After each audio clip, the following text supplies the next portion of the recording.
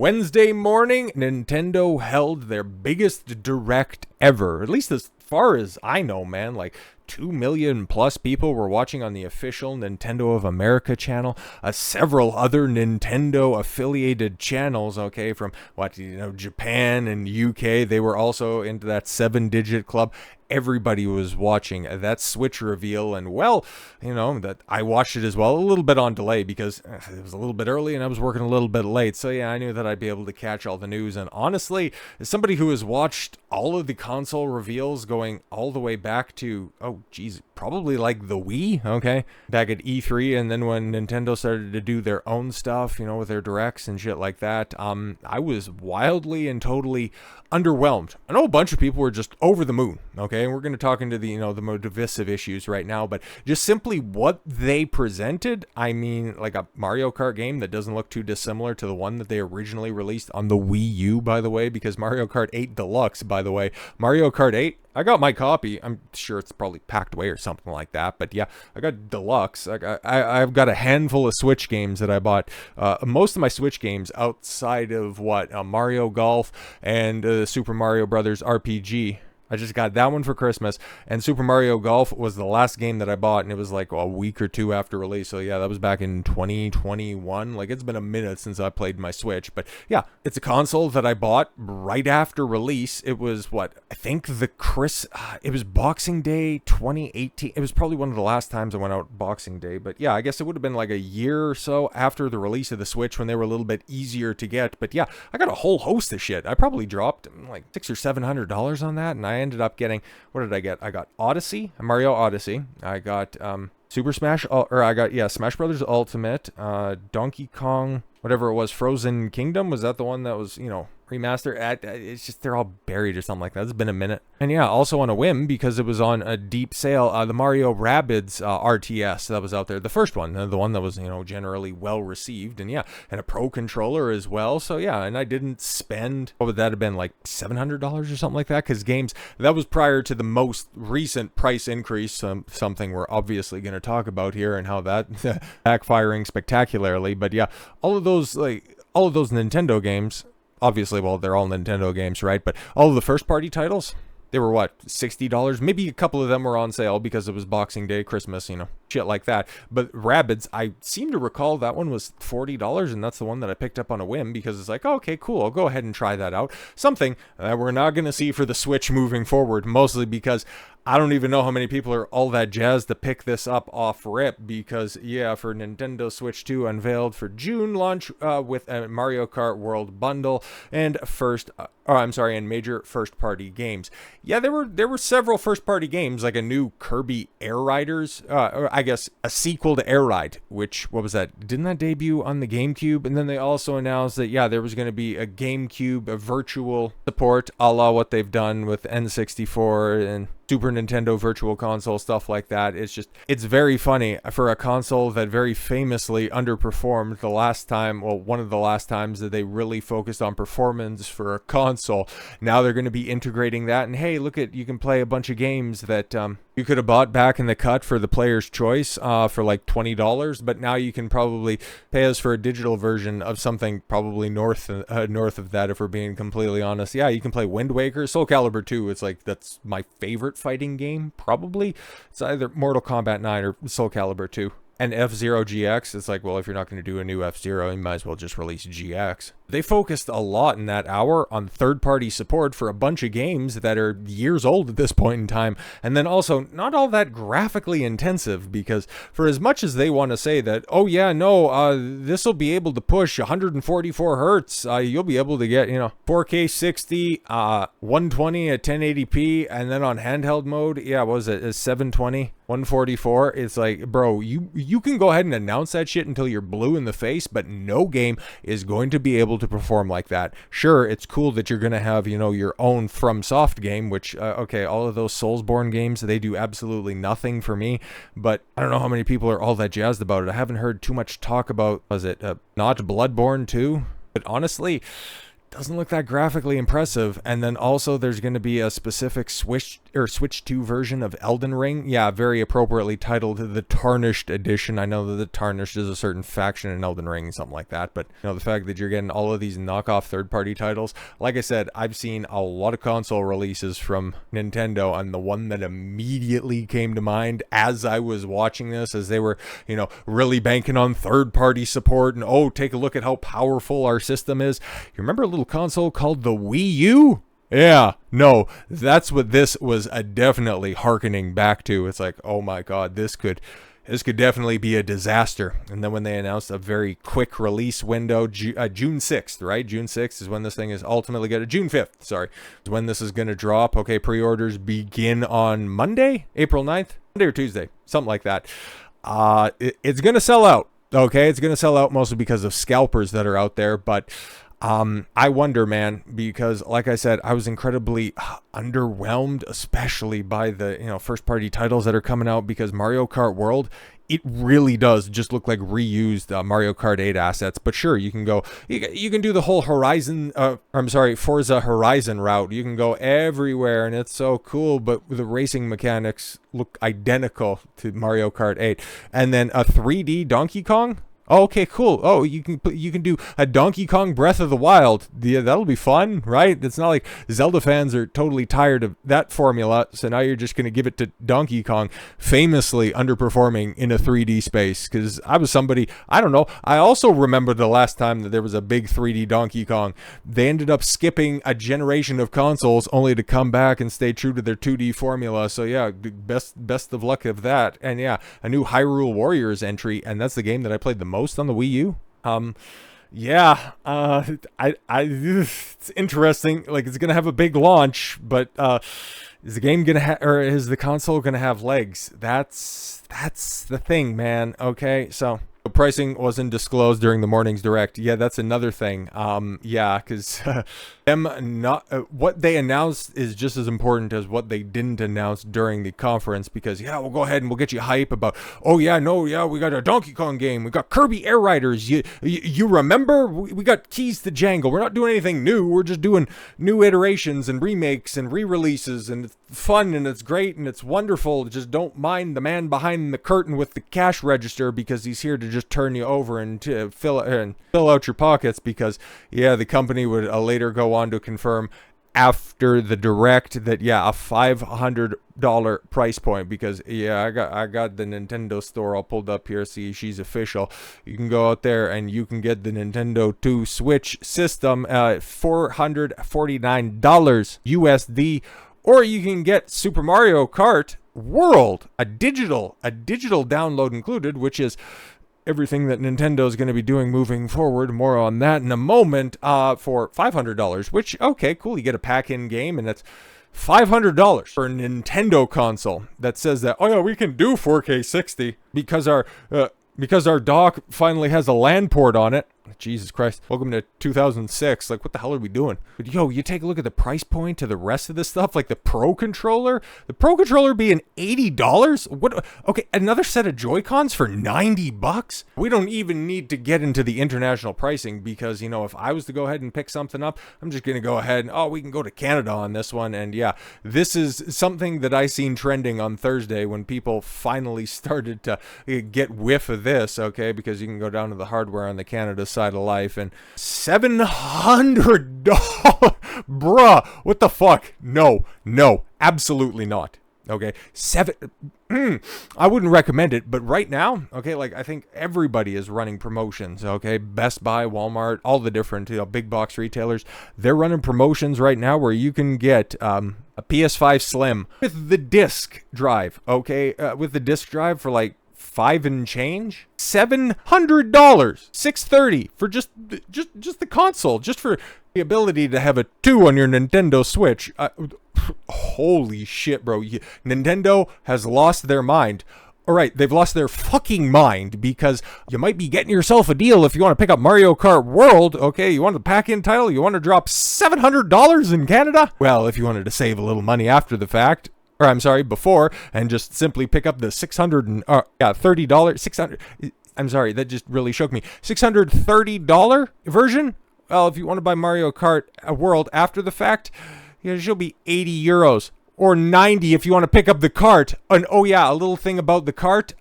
You go back to the Nintendo site and they're telling you about the new game key cards. Okay, yeah, because they're making little red cards now. They're exact same size as the Nintendo Switch card. Everything's gonna be fine. Backwards capability, and yeah, there's some games that are gonna come out that are also gonna be upgraded for the Switch too, as long as you go ahead and pay the fee, huh? Yeah, remember when people were bitching and complaining about Sony offering the $10 upgrade feature?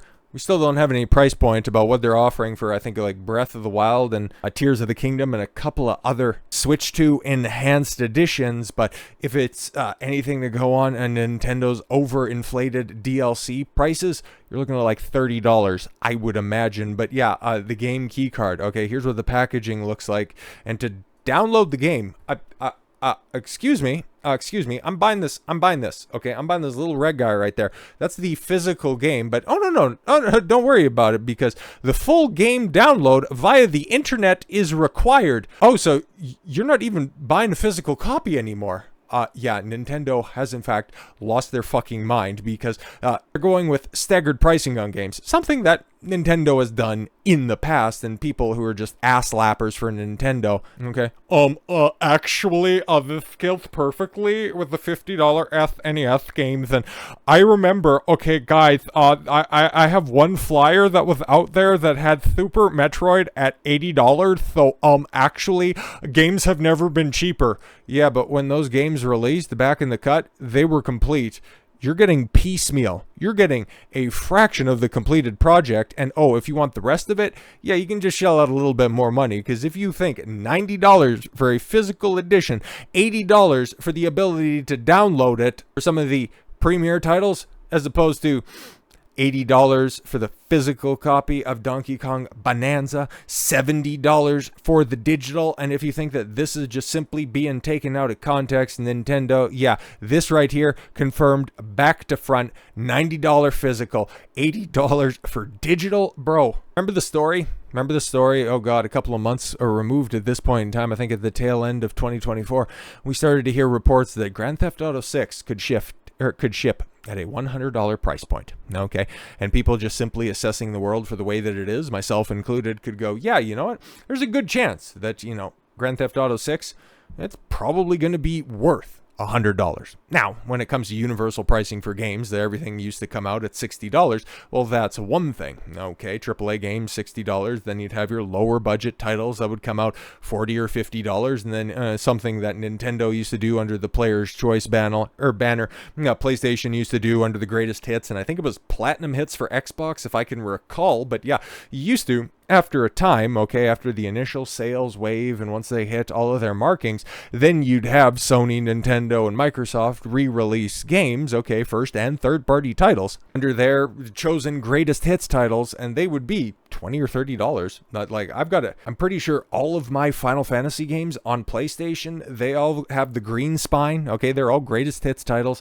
and then hell, on PS2, I think everybody and their mother very likely has, the red box topper for Gran Turismo 3 A-Spec, okay, everybody had that one. And then, yeah, like I said before, on Player's Choice for the GameCube, I recall a couple of games. The one that really sticks out in my memory is Pokemon Stadium XD. Okay, that's the one that my friend had. Okay, because he had a bunch of different GameCube games. That was definitely one of them. The yellow banner up top. Okay, but that, I don't know, man. That went all the way through the PS3. I don't know if it made it up to the PS4, and nothing is sold that well on the PS5 for there to be a greatest hits section. So if they want to get that dirty with this stuff, I mean, at least run this back. But at this point in time, people really need to hold the line, because like I was saying with GTA 6, yeah, there's probably going to be enough content for that to warrant a $100 price tag.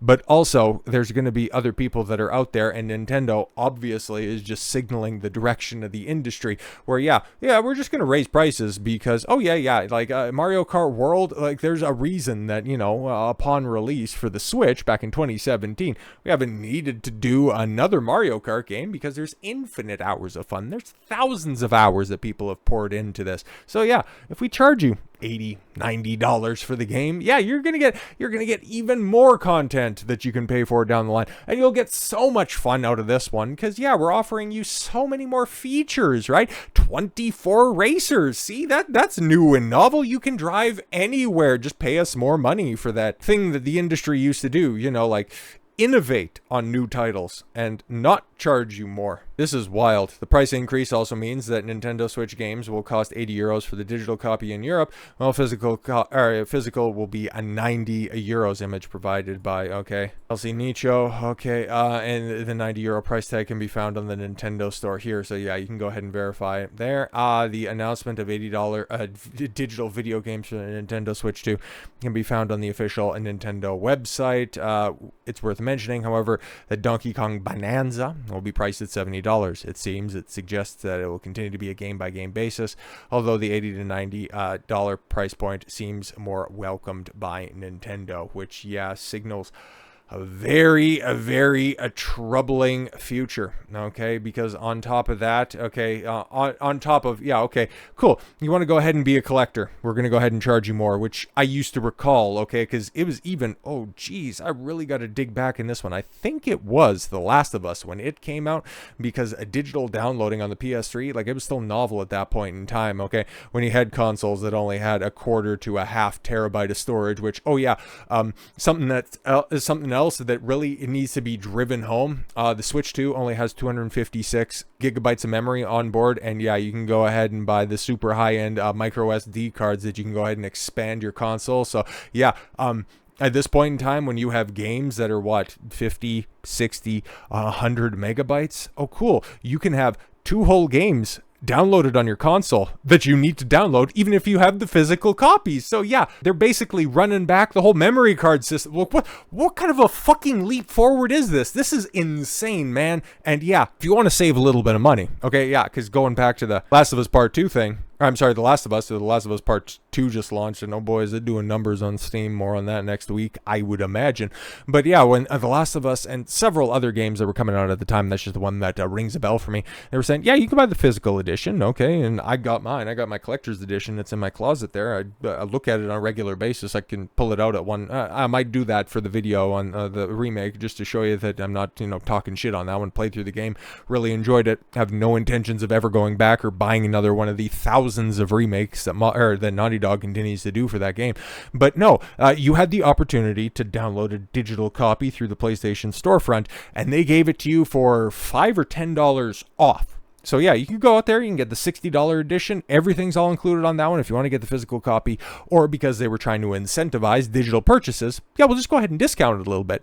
But this time around, Nintendo's going, oh yeah, right, we're just going to go ahead and charge you more for the digital release. We're going to charge you even more if you want a physical copy, which, spoilers, isn't really a physical copy anymore. So yeah, you're just going to end up getting a subject to this whole virtual game card, which got announced a little bit before the Direct, sorry. That was a couple of days before the Switch 2 specific one.